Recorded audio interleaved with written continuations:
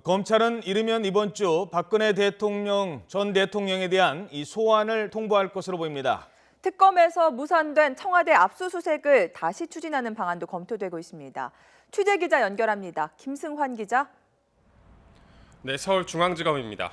특권을 상실한 박 전 대통령이 언제 검찰 조사를 받을지 큰 관심사인데 구체적 일정이 좀 나왔습니까?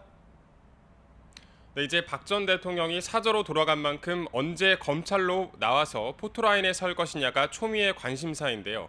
일단 검찰 수뇌부는 박 전 대통령의 수사에 대해서 원칙대로 그리고 신속하게 한다는 방침을 정해두고 수사 계획을 짜고 있습니다.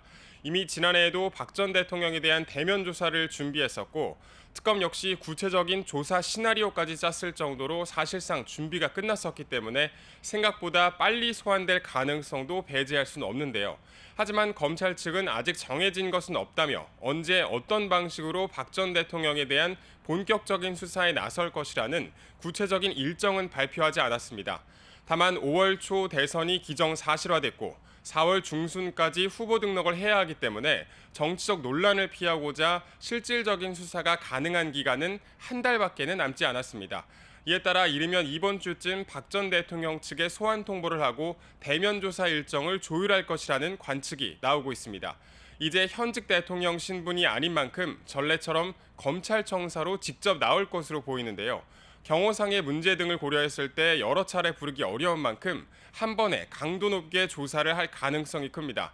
또 이제 일반 피의자와 마찬가지로 소환 통보에 거듭 불응할 경우 검찰은 체포영장을 청구하는 방안을 검토할 방침입니다.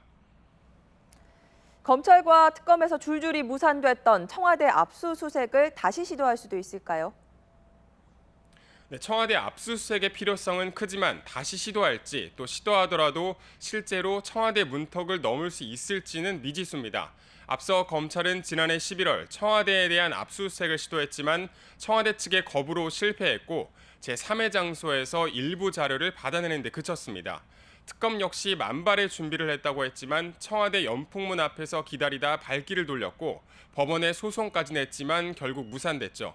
박 전 대통령이 퇴거한 상황에서 더는 막을 수 있는 근거가 없지 않느냐는 지적도 있지만 대통령이 돌아간 것과 상관없이 청와대 측이 군사 보안 시설이라는 이유를 거듭 내세우며 검찰의 출입을 허용하지 않을 경우 강제로 들어갈 방법은 없습니다.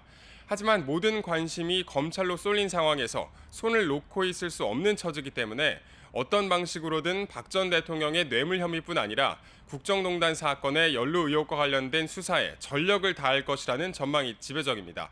지금까지 서울중앙지검에서 YTN 김승환입니다.